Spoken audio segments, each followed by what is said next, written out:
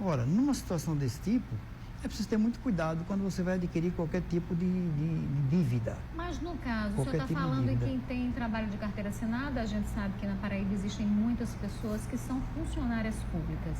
No caso de quem tem essa estabilidade, a gente não pode falar muito em estabilidade porque a gente está vivendo um momento tão instável no nosso governo, na nossa economia, mas quem tem essa certa estabilidade no trabalho, tem uma casa, quer trocar por outra, quer dar esse imóvel como entrada e quer financiar o resto. O senhor acha que ainda assim vale a pena isso agora? Num caso desse tipo, quando você tem garantia da receita, né, a sua receita está mais ou menos garantida, aí é uma questão de fazer cálculos de preços e taxas de juros atualmente existentes.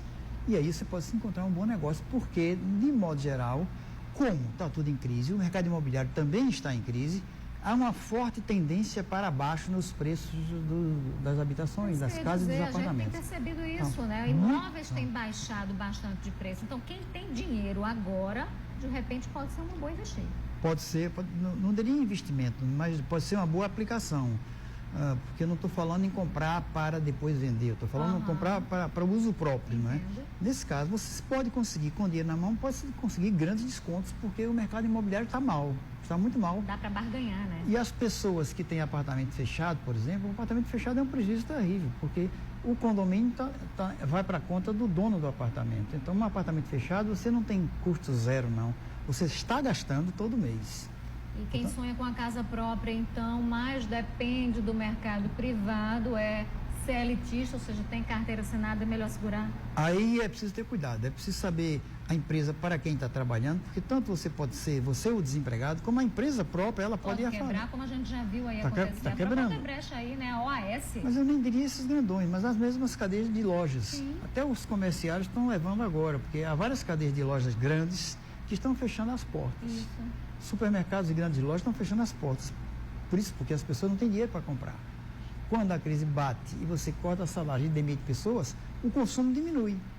O consumo diminuindo, todas as empresas que fazem comercialização tendem também a fechar as portas. A gente tem visto aí, a gente inclusive mostrou isso na reportagem, as pessoas que compraram imóveis não conseguiram pagar o financiamento, as parcelas, e acabaram devolvendo, esses imóveis foram para leilão. Nesse caso, o que faltou? É o planejamento que o senhor falou? As pessoas não são capazes de fazer análise de conjuntura, não é? As pessoas geralmente trabalham com o presente e com uma perspectiva curta no prazo. Ninguém trabalha com longo prazo. Então, geralmente as pessoas acreditam que não vão ficar desempregados, vão ter a sua receita garantida, etc. Ninguém está acostumado a viver num período desse de crise. Os períodos de crise, a última crise que a gente teve já faz aí uns bons 10 anos. As pessoas não lembram, a memória é muito curta, Isto. né?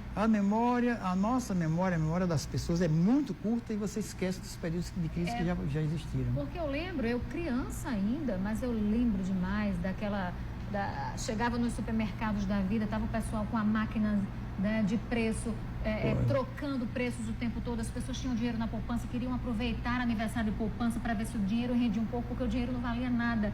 A gente está num momento muito parecido, a gente está perdendo o valor do dinheiro. Tá.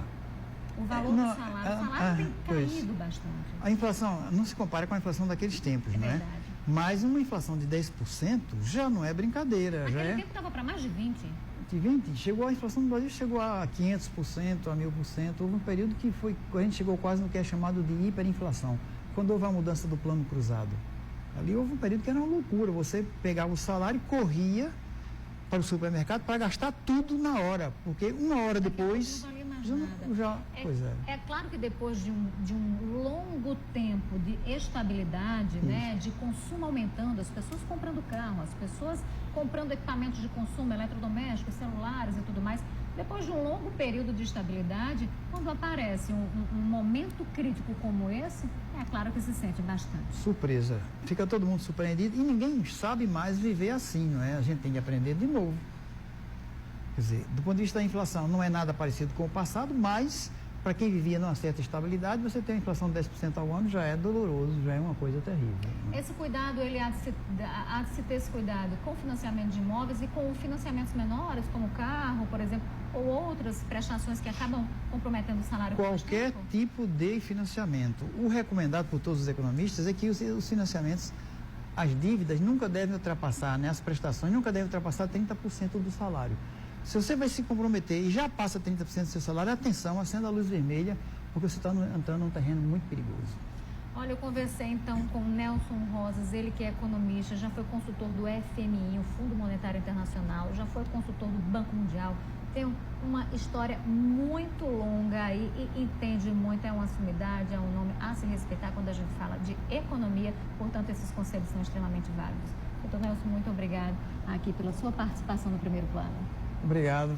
Olha, tem um último recadinho antes de eu me despedir de você. Hoje, às 7 da noite, tem um espetáculo Paixão de Cristo, da Prefeitura aqui de João Pessoa.